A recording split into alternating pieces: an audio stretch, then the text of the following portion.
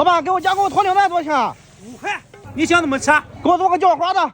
你这玩意儿卖火的，那不跟地雷一样？你不会做，那我找别人。我是怕它炸了呀。这过年了，响亮人财两旺，谁做谁发财。加工费15，咋还坐地起价呢？这命都花了，给你当这个菜，15块钱还贵吗？15就15，请看是你的线索。OK。你要糖干啥？我不先给你煮熟吗？煮熟能叫技术吗？我要生烤的。你生烤炸了算谁的？算我的。炸了我不追究你责任，你就干就行了。那可以啊。你不在这烤，你拿着干啥去？我不能因为你一个蛋把摊子给我炸了，我在后面给你刨个坑。那赶紧去。好嘞。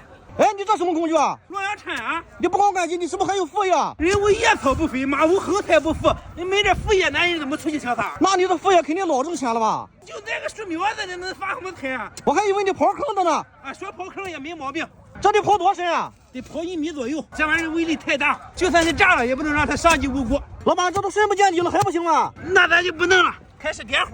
还得有那么多木炭吗？小了弄不熟。老板，你灭了？你还灭了呢？点好火，咱先和泥。和泥还得加酱油吗？好料全加，再搞把盐，来把味精。料这么全吗？加上13香才全。你喝成这样就行了。你这是鸵鸟蛋还是鹅蛋？怎么那么小呢？包的这样严严实实就可以了。木炭搞好了，开始先把管子插里边。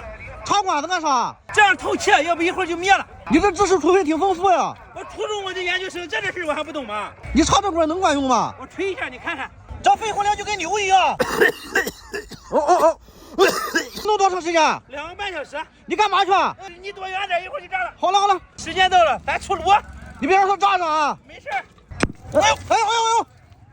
操，这玩意儿真炸呀！咱可是说好了哈，炸了跟我没关系。我也没说怨你啊。啊，那就行。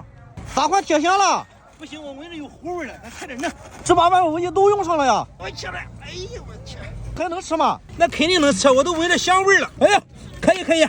哦，确实挺香的。你是打包还是带走啊？你就放那我自己啃吧。那我给你加点调料。你这是干啥？我替你尝尝味儿。这人吃的东西你别尝了，真香气！不让你吃你也不能破坏啊。你看像不像化石？像你的化石。这人说话怎么冲呢？再给你盖个帽。15块钱的叫花鸵鸟蛋，不香的我也吃。